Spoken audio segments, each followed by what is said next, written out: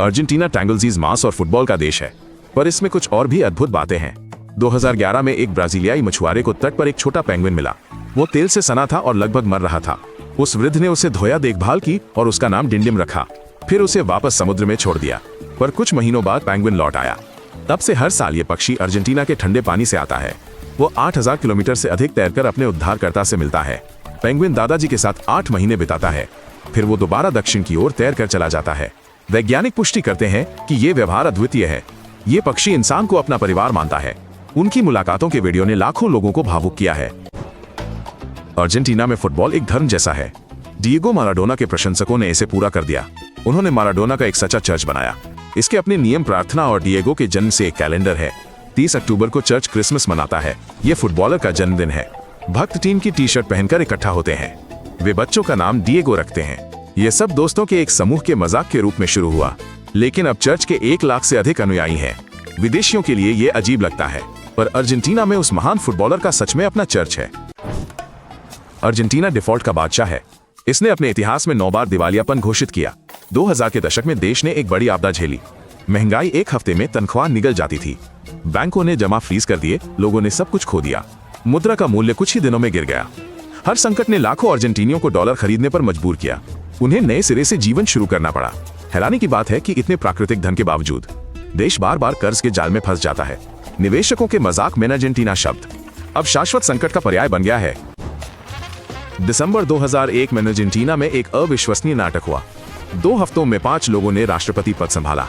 बड़े पैमाने पर विरोध प्रदर्शनों के बाद राष्ट्रपति को हटा दिया गया। संसद लगातार बैठकें कर रही थी। नए राष्ट्रपति 1 दिन या 1 हफ्ते तक पद पर रहे। गलियां लोगों से भरी थीं जो विरोध में बर्तनों से पीट रहे थे। लगभग हर अर्जेंटीनाई नागरिक 1 सेकंड के लिए राष्ट्रपति बन गया था। सत्ता की ये पागल दौड़ एक गंभीर संकट का प्रतीक बनी। तब लोगों को हंसी नहीं आ रही थी, अब ये एक कॉमेडी कहानी लगती है। अर्जेंटीना के उत्तर में स्वर्ग का मैदान है। ये प्राचीन उल्कापिंड वर्षा का क्षेत्र है। हजारों साल पहले विशाल लौह उल्कापिंड गिरे थे। यहाँ पृथ्वी के सबसे भारी उल्कापिंड मिले हैं। एक 30 टन से ज्यादा का है, दूसरा भी लगभग उतना ही भारी है। हर उल्कापिंड टैंक से भारी है। ये विशाल लोहे के टुकड़े जंग लगे हुए जमीन पर पड़े हैं। स्थानीय लोग आज भी उल्कापिंड के टुकड़े पाते हैं। कानून इन खोजों को अवैध उत्खननकर्ताओं से बचाता है। ये उन जगहों में से एक है जहां आपको एहसास होता है अंतरिक्ष हमारी सोच से ज्यादा करीब है। अर्जेंटीना में एक अद्भुत परंपरा है। यह 100 साल से भी पहले शुरू हुई थी। राष्ट्रपति परिवार के हर 7वें बच्चे के स्वतः ही धर्मपिता बन जाते हैं। ये परंपरा रूस से आई थी। रूसी प्रवासी इसे लाए थे। वे अपने साथ राजाओं का ये रिवाज लाए थे। अर्जेंटीना में इसे बड़े उत्साह से अपनाया गया। यहाँ कभी 7वें बेटे के बारे में एक डरावनी मान्यता थी।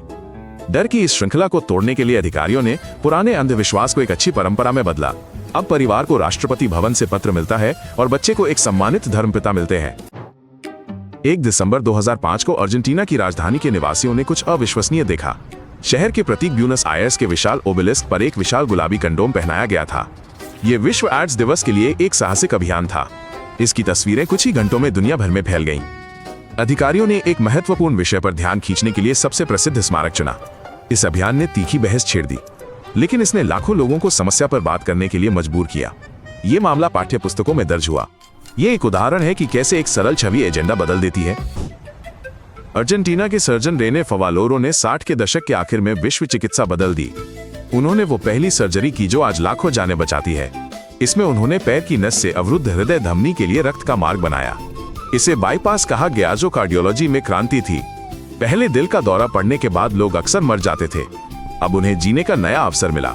जब फवालोरो ने परिणाम प्रकाशित किए तो दुनिया भर के सर्जनों ने ये विधि सीखी। लाखों मरीज नहीं जानते कि वे अर्जेंटीना के इस डॉक्टर के आविष्कार के कारण जीवित हैं। अर्जेंटीना में फुटबॉल सिर्फ एक खेल नहीं, ये भावनाओं का ऐसा विस्फोट है जो स्टेडियमों को हिला देता है। जब देश के 2 बड़े क्लब मुख्य डर्बी में भिड़ते हैं, स्टेडियम उबलते हुए बर्तन सा लगता है।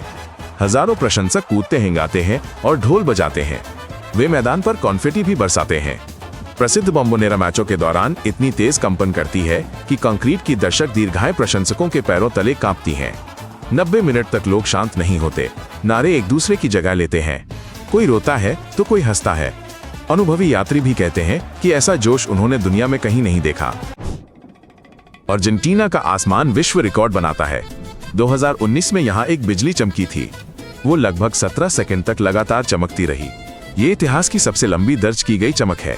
एक साल पहले एक और बिजली सैकड़ों किलोमीटर तक फैली थी। आमतौर पर बिजली 1 सेकंड से भी कम समय तक रहती है, लेकिन यहाँ प्रकृति अपनी असली शक्ति दिखाती है। ऐसी चमक रात को दिन में बदल देती है।